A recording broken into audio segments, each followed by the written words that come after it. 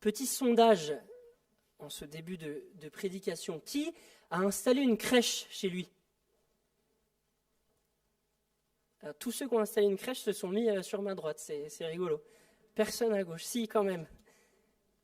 Quelques-uns, pas tout à fait la moitié, ont installé une crèche chez eux. Intéressant, on y reviendra. Je ne sais pas si vous savez, mais depuis le XIIe siècle, ça date à peu près du XIIe siècle, cette tradition de faire des crèches. Alors au début, au XIIe siècle, ça ne ressemblait pas du tout à ce qu'on a aujourd'hui. C'est des crèches grandeur nature, qui étaient soit d'ailleurs des mises en scène vivantes de l'incarnation, de la naissance, avec de vrais acteurs, soit des mises en scène fixes avec des statues de bois ou de terre, mais qui étaient vraiment, vraiment grandes, grandeur nature. Et c'est seulement à partir du XVIe siècle que les jésuites ont développé des crèches miniatures, qui ressemblent davantage à celles que l'on connaît aujourd'hui. Et en fait, ils ont développé ça pour multiplier les crèches comme soutien pédagogique pour enseigner aux populations l'incarnation du Fils de Dieu. Parce qu'à l'époque, beaucoup de gens ne savaient pas lire, et donc c'était un moyen visuel pour faire connaître la naissance du Messie aux gens. Et donc c'est de ce développement depuis le XVIe siècle des crèches miniatures que jusqu'à aujourd'hui, beaucoup de familles installent encore chez eux pendant la période de Noël une crèche. Et alors je reviens à celles et ceux qui ont mis une crèche chez eux. Qu'est-ce que vous avez mis dans cette crèche ?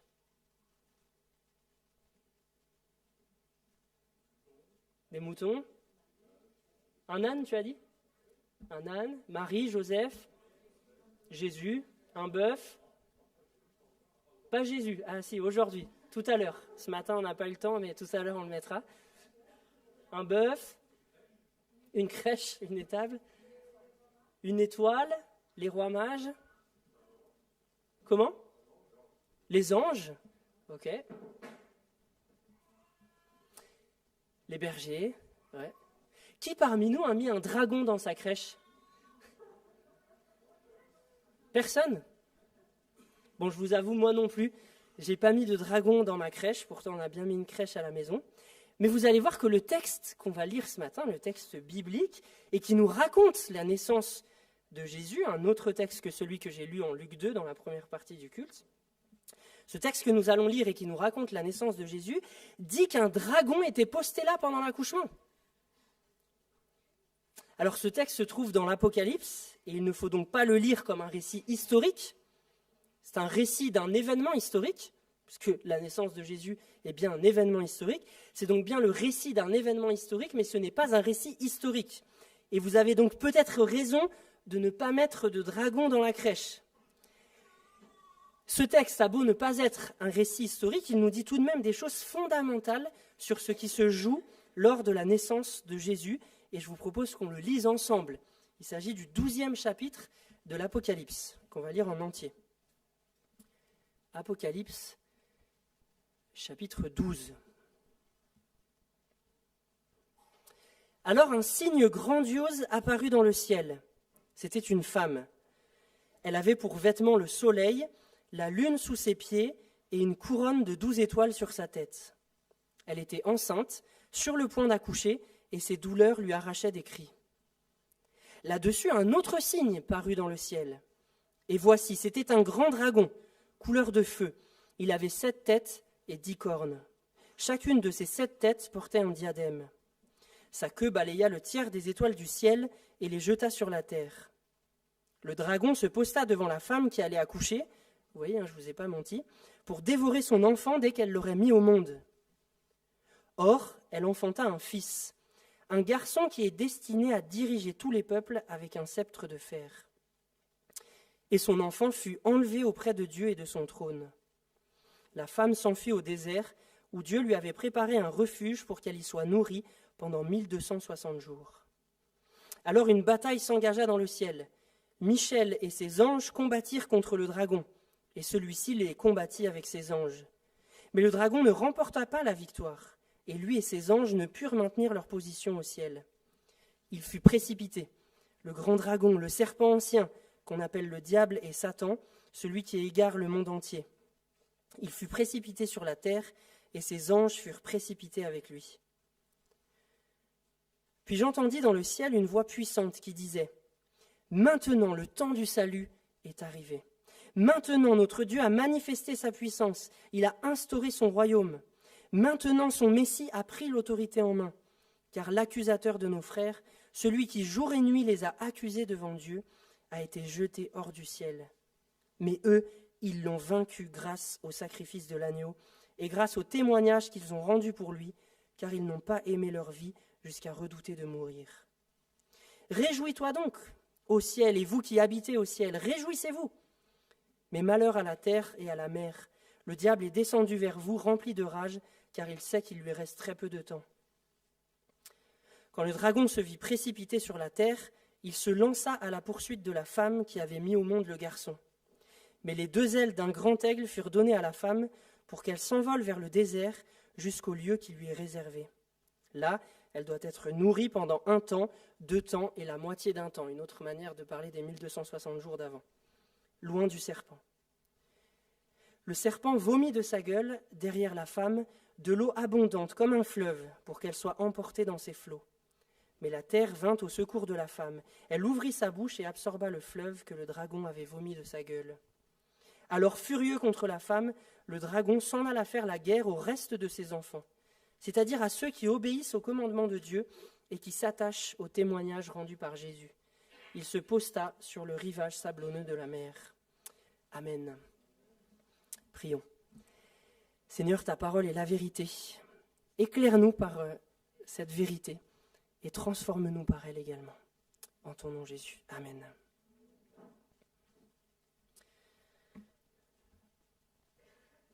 Ce texte, assez complexe, mais j'espère qu'il va s'éclairer au fur et à mesure de la prédication, même si on ne lèvera pas absolument tous les mystères, il faudrait plus de temps. Ce texte nous présente 2 signes fondamentaux, le signe de la femme et le signe du dragon. Et on va les prendre un par un pour essayer de comprendre ce à quoi ils correspondent et ce que ces 2 signes signifient. Et le premier, avec lequel le texte s'ouvre, est le signe de la femme. Il est dit à propos d'elle qu'elle avait pour vêtement le soleil, la lune sous ses pieds et une couronne de 12 étoiles sur sa tête. Qu'est-ce que ça veut dire ? En réalité, le texte que nous avons lu déborde, mais littéralement déborde d'allusions à l'Ancien Testament. Je n'aurai même pas le temps de toutes les mentionner, sinon la prédication serait trop longue. Mais le texte vraiment déborde d'allusions, et dès ce premier verset que je viens de vous relire à propos de la femme, nous avons déjà là en fait une allusion à un texte de l'Ancien Testament, et lorsqu'on voit ce lien et qu'on retourne lire le texte auquel il est fait allusion, on commence à comprendre qui est la femme. Le texte de l'Ancien Testament en question est celui de Genèse 37. On est en Genèse 37 dans le cycle de Joseph. Et on est dans ce chapitre, je ne sais pas si vous vous rappelez, où Joseph fait 2 rêves qu'il raconte à sa famille, et sa famille prend assez mal les rêves en question, puisqu'ils signifient que sa famille, y compris son père et sa mère, vont se prosterner devant lui. Et je vous lis juste 2 versets de Genèse 37, vous allez voir le lien avec le signe de la femme. Il est écrit que Joseph eut encore un autre rêve, donc le 2e, qu'il raconta également à ses frères. « Voici, leur dit-il, j'ai encore fait un rêve. J'ai vu le soleil, la lune et 11 étoiles se prosterner devant moi. » Quand il raconta ce rêve à son père et à ses frères, son père le réprimanda et lui dit, écoutez, interprétation du rêve, « Qu'as-tu rêvé là ? T'imagines-tu que moi, ta mère et tes frères, nous allons nous prosterner en terre devant toi ?» Jacob, le père de Joseph, donne l'interprétation du rêve, et on comprend que le soleil représente Jacob, que la lune représente Rachel, la mère de Joseph, et que les 11 étoiles représentent les frères de Joseph. Donc les 12 étoiles qui forment la couronne de la femme dans Apocalypse 12, ça représente les 12 enfants de Jacob, Joseph compris. Dans le rêve, on n'a que 11 étoiles parce que les 11 étoiles se prosternent devant Joseph. Joseph est lui-même la 12e étoile. La femme est donc parée symboliquement de Jacob le patriarche, de Rachel, sa femme, et des 12 fils de Jacob. C'est dire de manière symbolique que cette femme, qui constitue le premier signe d'Apocalypse 12, représente en fait le peuple de Dieu. Jacob, Rachel et ses 12 enfants sont les fondateurs, les ancêtres d'Israël. Cette femme, donc parée du soleil avec la lune sous ses pieds et une couronne de 12 étoiles, représente le peuple de Dieu, plus précisément dans la première partie du texte, le peuple de Dieu de l'ancienne alliance, le reste fidèle, qui va donner naissance au Messie. Et du coup, cette interprétation de la femme comme représentant le peuple de Dieu est confirmée par l'accouchement et la mention de sa descendance. Vous allez voir. Je ne sais pas si vous avez fait attention à la lecture, mais alors ça, j'imagine que vous avez fait attention, ça saute aux yeux. D'abord, il nous est dit que cette femme est sur le point d'accoucher et elle donne effectivement naissance à un garçon, qui n'est autre que le Messie, puisqu'il est dit que ce garçon est destiné à diriger tous les peuples avec un sceptre de fer. Là encore, c'est une allusion au psaume 2. Donc la femme enfante d'abord un fils, qui est le Messie, qui est Jésus. C'est là l'évocation de Noël, ce qu'on célèbre aujourd'hui, la venue au monde de Jésus, le Dieu fait homme. Mais plus loin, de manière peut-être plus discrète, il est question au verset 17 du reste de ses enfants. La femme d'Apocalypse 12 n'accouche pas que d'un fils, le Messie, mais il est question plus loin du reste de ses enfants, et le texte précise qui sont le reste de ses enfants. Ce sont ceux qui obéissent au commandement de Dieu et qui s'attachent au témoignage rendu par Jésus. Donc le reste de ses enfants, ce sont les chrétiens, tous ceux qui ont placé leur foi en Jésus. La femme enfante donc un fils, Jésus, puis de nombreux enfants, tous ceux qui mettent leur foi en ce fils premier-né. Donc il y a une sorte de double enfantement. Il y a l'enfantement du Messie, et puis il y a un enfantement indirect de tous ceux qui mettent leur foi dans ce Messie.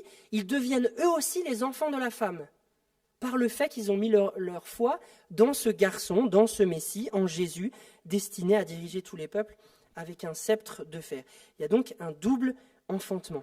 Et en réalité, ce double enfantement, ce n'est pas Jean, l'auteur de l'Apocalypse, qui l'invente. Là encore, il le reprend à l'Ancien Testament.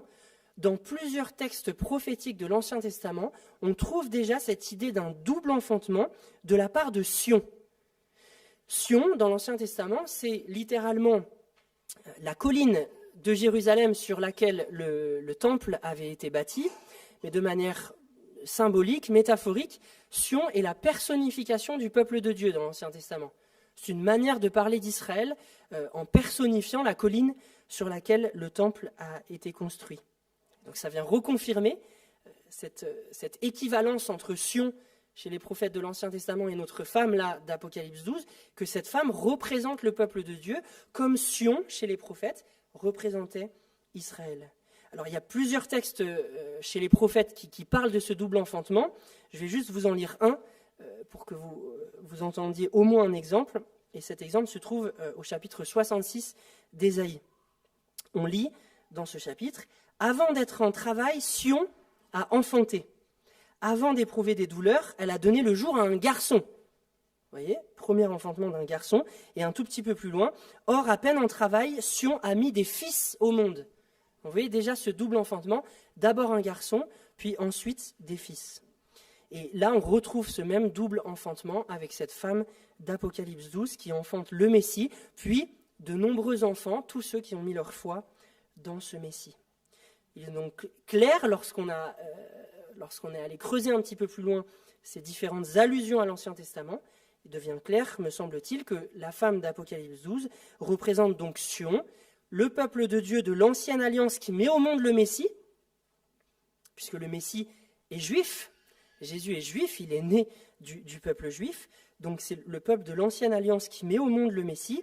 Puis, après la naissance du Messie, la femme représente le peuple de la nouvelle alliance, l'ensemble de ceux qui ont mis leur foi dans ce Messie, le reste de ses enfants dont il est question au verset 17.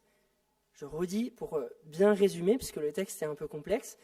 La femme, qui est le premier signe d'Apocalypse 12, représente donc le peuple de Dieu de tous les temps. D'abord le peuple de Dieu de l'ancienne alliance qui met au monde le Messie, puis le peuple de Dieu de la nouvelle alliance, l'ensemble de ceux qui ont mis leur foi dans ce fils premier-né, dans ce garçon destiné à diriger tous les peuples avec un sceptre de fer. Mais venons-en alors au deuxième signe, le dragon que vous et moi n'avons pas pensé à mettre dans notre crèche. Et là, l'identité du dragon est un peu plus simple à saisir, puisque l'auteur nous dit clairement qui il est. Au verset 9, il dit que le grand dragon, qui est le deuxième signe de ce texte, est le serpent ancien, référence à Genèse 3, le serpent qui a tordu la parole de Dieu dans les oreilles d'Ève, puis d'Adam par Ève, qui a tordu la parole de Dieu pour faire tomber, pour faire désobéir Adam et Ève, pour qu'ils désobéissent à leur Créateur. Donc le grand dragon, c'est ce serpent ancien qui tord la parole de Dieu en Genèse 3, et Jean continue en disant qu'on l'appelle le diable, ce qui signifie le diviseur, et Satan, ce qui signifie l'accusateur. D'ailleurs, il parle d'accusation, ensuite on y reviendra. Celui qui égare le monde entier. Le grand dragon, facile, c'est le serpent ancien qu'on appelle le diable et Satan, celui qui égare le monde entier. Le grand dragon, ce deuxième signe de notre texte, représente donc Satan, Satan, je le rappelle, qui est un ange déchu, un ange créé bon par Dieu, comme tout ce que Dieu a créé, mais qui s'est révolté contre Dieu, qui s'est rebellé contre Dieu, et qui a donc tenté Adam et Ève dans le jardin d'Éden pour qu'eux aussi se rebellent contre Dieu. Mais je crois qu'on peut aller un petit peu plus loin que ce qui paraît évident là sur l'identité du dragon. On peut aller un petit peu plus loin encore à cause des allusions de l'Ancien Testament qu'on trouve dans notre texte. En effet, là encore, ce n'est pas Jean qui invente cette figure du dragon, il la reprend aux prophètes de l'Ancien Testament. Déjà dans certains textes prophétiques de l'Ancien Testament, vous trouvez cette figure du dragon. Et que représente-t-elle dans l'Ancien Testament ? Le dragon représente le pharaon qui avait réduit Israël en esclavage. Là encore, vous trouvez ça dans de nombreux textes, je vous en cite juste un en exemple, cette fois-ci dans le prophète Ézéchiel. Au chapitre 29, on lit « Ainsi parle le Seigneur Dieu, je m'oppose à toi, Pharaon, roi d'Égypte, grand dragon qui te couche au milieu des bras de ton île. » Vous voyez que dans ces textes, le grand dragon est une figure qui représente, de manière parabolique, de manière métaphorique, le Pharaon qui a réduit Israël en esclavage. D'où est-ce que ça vient ? Ça vient certainement que de parler d'un dragon, c'est certainement une manière de parler d'un crocodile en fait. Et il y avait de nombreux crocodiles dans le Nil, et du coup il était assez évident de représenter le pharaon comme un crocodile qui est couché dans les bras du Nil et qui s'en prend donc au peuple de Dieu. Mais peu importe pour le crocodile, c'est juste une parenthèse. Ce qu'il faut retenir là, c'est que dans l'Ancien Testament, le dragon était une figure du pharaon qui s'oppose au peuple de Dieu. Donc ce que Jean est en train de nous indiquer dans ce chapitre 12 de l'Apocalypse, en nous disant que l'oppression d'Israël par l'Égypte a été le fait du grand dragon, qui n'est autre que le serpent ancien, le diable et Satan, Jean est en train de nous dire que l'oppression d'Israël par l'Égypte était en fait une action de Satan. C'est Satan qui a conduit le pharaon de l'époque à réduire Israël en esclavage. Il y avait une œuvre spirituelle de Satan derrière cette oppression politique, cette réduction en esclavage d'Israël par le pharaon. Et à cause de ce que Jean dit en Apocalypse 12, qui n'est plus du tout à l'époque du pharaon, en fait, il est en train de dire qu'il en est de même pour l'Église persécutée, alors qu'il écrit l'Apocalypse, par l'Empire romain. Que la persécution de l'Église par l'Empire romain est également une action de Satan.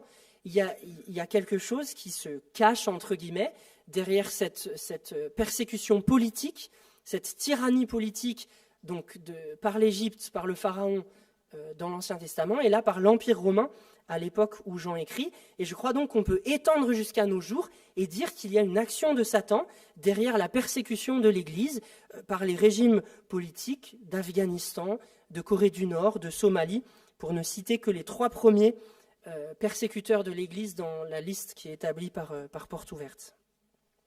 Tel l'hydre grec, vous savez, ce serpent de la mythologie grecque qui a plusieurs têtes et dont il en repousse 2 à chaque fois qu'Héraclès lui en coupe une, Satan, lui aussi, utilise différents régimes politiques et à chaque fois qu'un régime politique tombe, il en réutilise d'autres. Tout au long de l'histoire humaine, tout au long de l'histoire du peuple de Dieu, Satan utilise différents régimes politiques pour s'en prendre au peuple de Dieu et au Messie.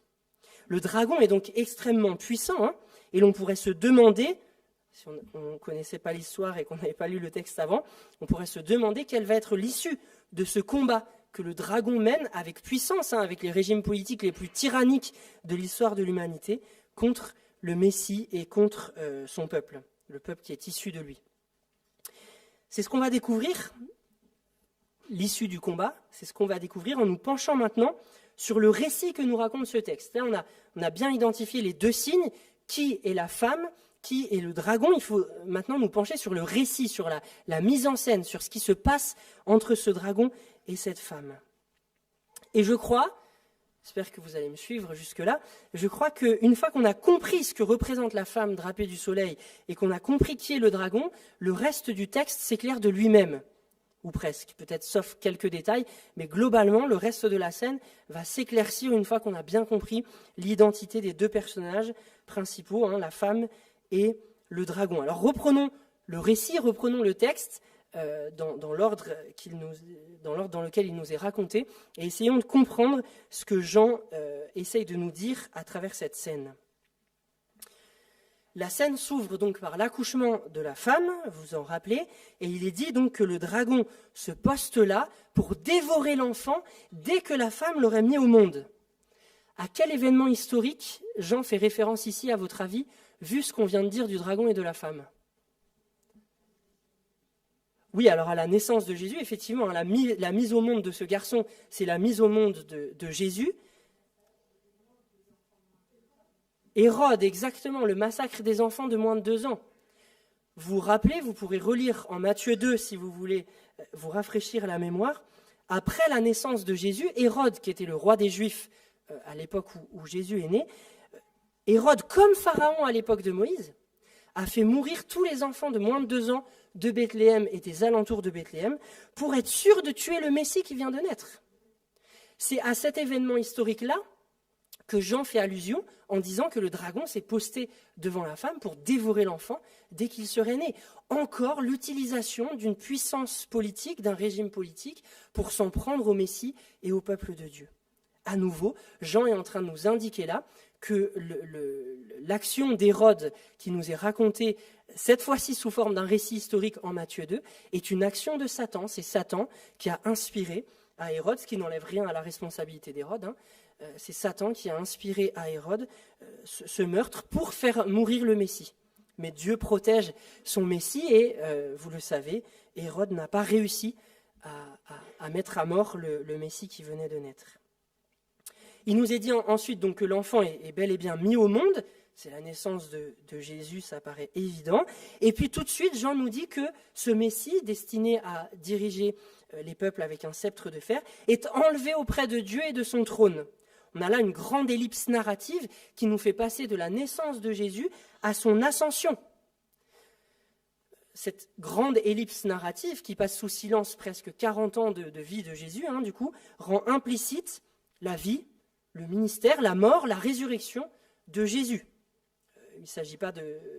Jean ne les raconte pas, il les rend implicites en faisant passer ici dans ce texte la scène de la naissance à l'enlèvement auprès de Dieu et de son trône.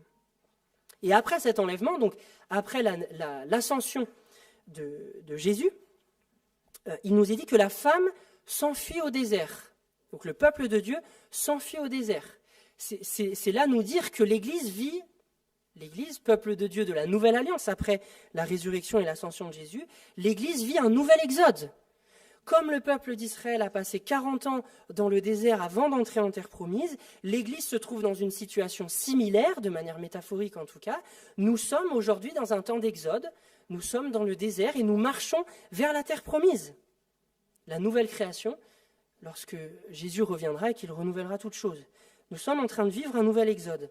Et comme Dieu a pris soin d'Israël pendant le premier exode, en le nourrissant dans le désert avec la manne, il nous est dit là aussi que la femme sera nourrie par Dieu dans le désert.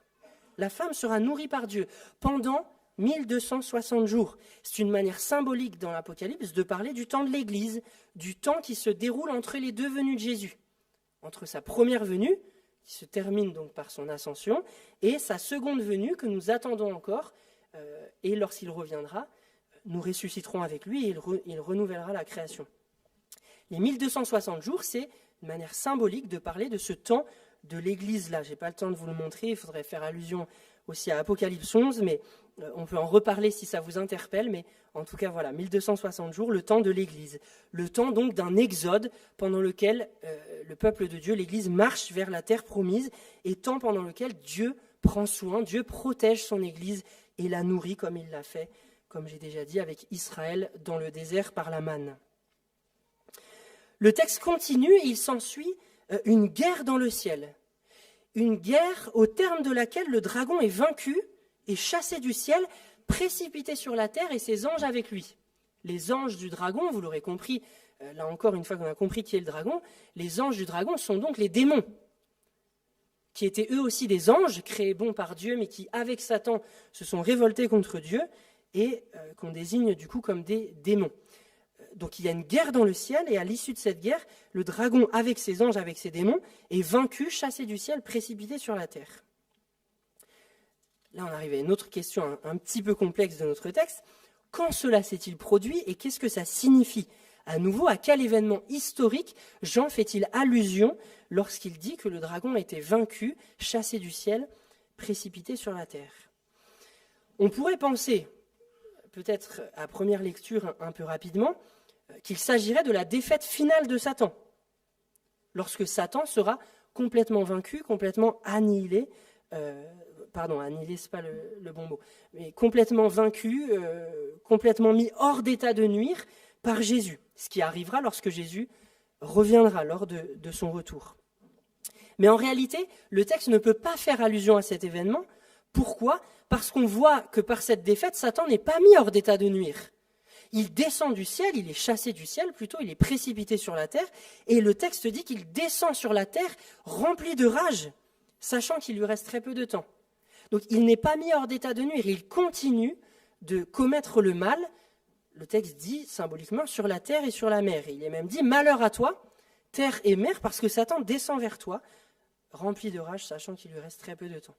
Donc la défaite de Satan dont il est question ne peut pas être la défaite finale qui sera la sienne lorsque Christ reviendra. Il s'agit donc d'autre chose. De quoi s'agit-il ?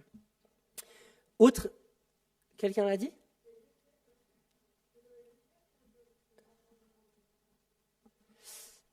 Non, il faudrait en reparler, mais je pense que dans Ézéchiel, il est question du roi de Babylone et pas de Satan, mais c'est une autre question, on pourra la traiter une autre fois, mais c'est une vraie question, Si on en reste au texte d'Apocalypse 12, je crois qu'il y a d'autres indices dans le texte. Au verset 11, il est dit que cette victoire dont on cherche quand est-ce qu'elle a eu lieu, il est dit qu'elle a lieu grâce au sacrifice de l'agneau.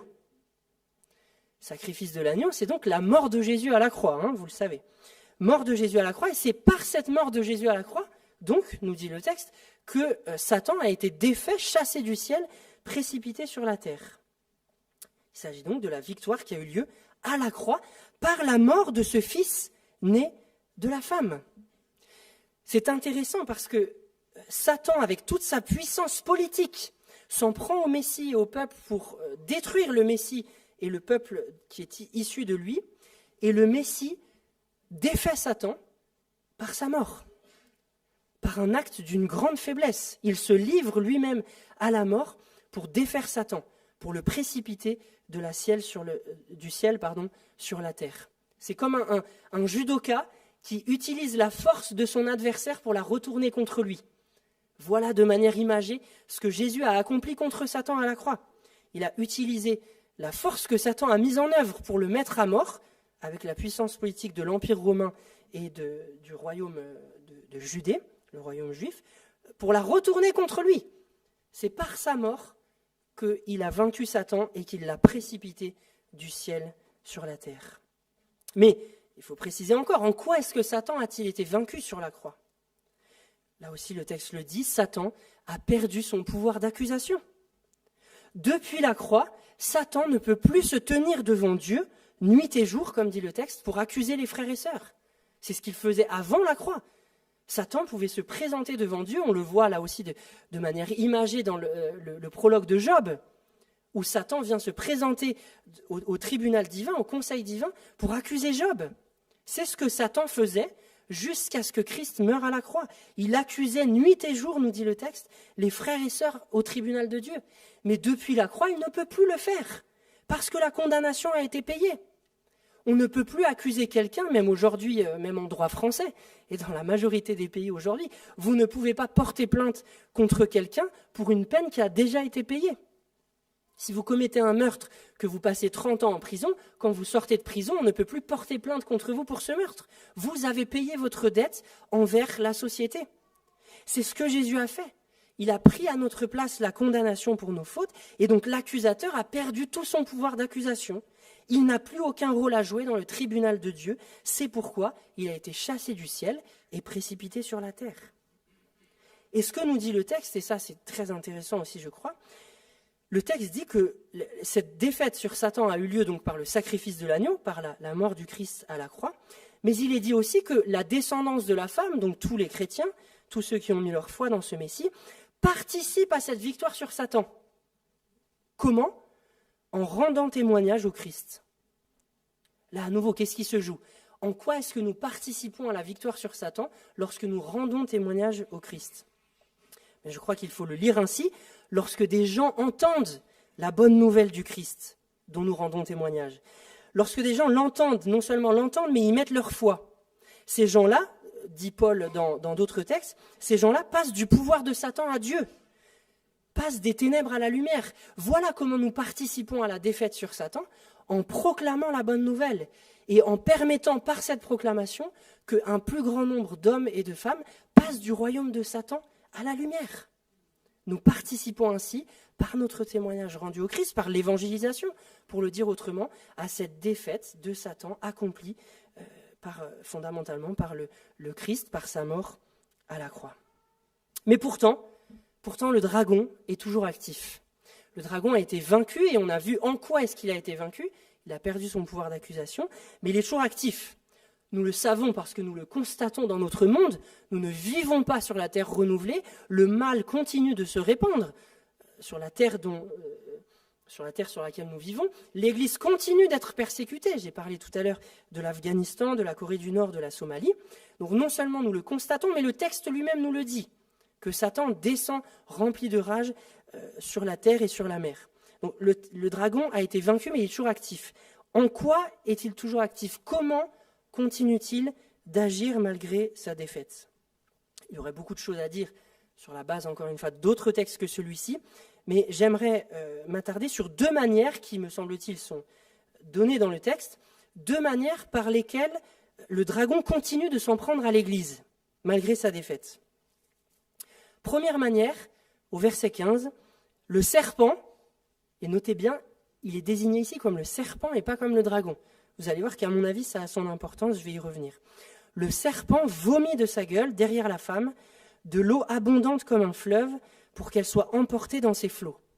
Donc on voit là une action de Satan, pourtant chassé du ciel, précipité sur la terre, une action de Satan contre l'Église. Mais qu'est-ce que ça signifie que le serpent vomisse de sa gueule une sorte de fleuve là pour emporter l'Église donc dans ses flots ?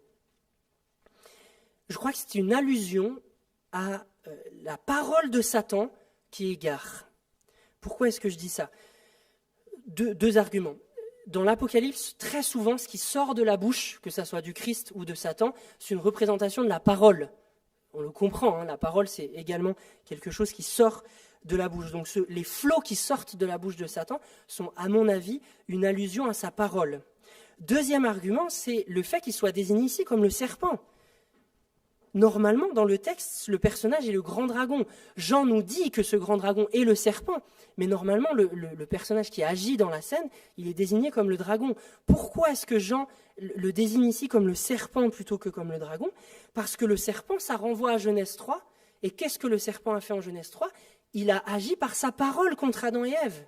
Par sa parole, il a tordu, il a déformé la parole de Dieu pour que Adam et Ève tombent dans la désobéissance, dans la rébellion contre le Créateur. Donc cette première manière d'agir du dragon contre l'Église, c'est à mon avis sa parole qui égare.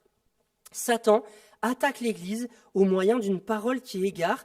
Comment ? À travers des faux prophètes qui tordent l'Évangile, qui tordent la parole de Dieu et qui cherchent à détourner les chrétiens de la véritable foi transmise par les apôtres qui ont été choisis par Jésus lui-même. Pour donner un exemple concret, je ne sais pas si vous avez déjà entendu parler de cette secte, mais je rangerai cette secte dans cette action de Satan contre l'Église. On peut penser à cette secte qui se nomme elle-même l'Église du Dieu Tout-Puissant. Je ne sais pas si vous avez déjà entendu parler de ça. C'est une secte chinoise, mais qui est très présente sur les réseaux sociaux et qui infiltre certaines églises, même en France, et qui affirme que Jésus est déjà revenu sur terre en la personne d'une femme chinoise qui vit encore aujourd'hui à New York. Donc c'est une secte qui est très présente sur les réseaux sociaux et qui, littéralement, tord l'évangile, tord la parole de Dieu, et ne se contente pas d'être une secte à côté des églises, mais cherche à infiltrer les églises pour détourner les chrétiens de la vraie foi. Évidemment, eux ne le diraient pas comme ça, hein. Ils diraient qu'ils cherchent à ramener les chrétiens à la vraie foi. Mais puisqu'ils tordent l'évangile pour le faire, j'y vois là une action de Satan, telle qu'elle nous est décrite symboliquement dans ce texte, une action de Satan, du serpent, qui cherche à attaquer l'Église en tordant la parole de Dieu, en cherchant à égarer par sa parole. Donc ça, c'est la première manière par laquelle Satan est toujours actif contre l'Église malgré sa défaite au ciel. Deuxième manière, qui est plus évidente, au verset 17, il dit que le dragon s'en alla faire la guerre au reste de ses enfants. Ici, il ne s'agit plus d'une parole qui égare, il s'agit d'une guerre ouverte. Et là, je crois qu'il est tout simplement fait référence à la persécution. Là, à nouveau, j'ai déjà mentionné à 2 reprises l'Église qui, dans certains pays, est persécutée par les régimes politiques qui, si j'en crois Jean dans ce texte, régimes politiques sont inspirés par Satan pour chercher à détruire le peuple de Dieu. Alors, nous ne nous en rendons peut-être pas bien compte depuis notre situation française du XXIe siècle, mais ce texte est une bonne nouvelle. Ce texte est une bonne nouvelle. Les premiers destinataires de l'Apocalypse, auxquels Jean a écrit en premier lieu, n'apprennent rien lorsqu'ils lisent ici que Satan s'attaque à l'Église. Ils le savaient, ils le vivaient et ils l'expérimentaient. Ils expérimentaient déjà la persécution de l'Empire romain. Donc ils n'apprennent rien dans le texte en voyant que Satan s'en prend à l'Église. En revanche, ce qui pouvait échapper à leur regard et qui peut-être échappe aussi au nôtre aujourd'hui, et que du coup Jean leur rappelle dans ce texte, c'est que Satan a déjà été vaincu par la mort de Jésus à la croix. Et lorsqu'on le voit agir avec puissance contre l'Église, on peut oublier qu'il a déjà été vaincu à la croix par Jésus. Donc Jean leur rappelle que Satan a déjà été vaincu. Jean leur rappelle que ces chrétiens, et il nous le rappelle à nous aussi, participent eux-mêmes à la victoire sur Satan par leur témoignage, par l'évangélisation, en proclamant la bonne nouvelle de l'Évangile. Quand bien même ce témoignage devrait les conduire jusqu'à la mort, jusqu'au martyre, même si nous devions mourir pour notre témoignage, nous aurions quand même la victoire, grâce à la mort de Jésus à la croix.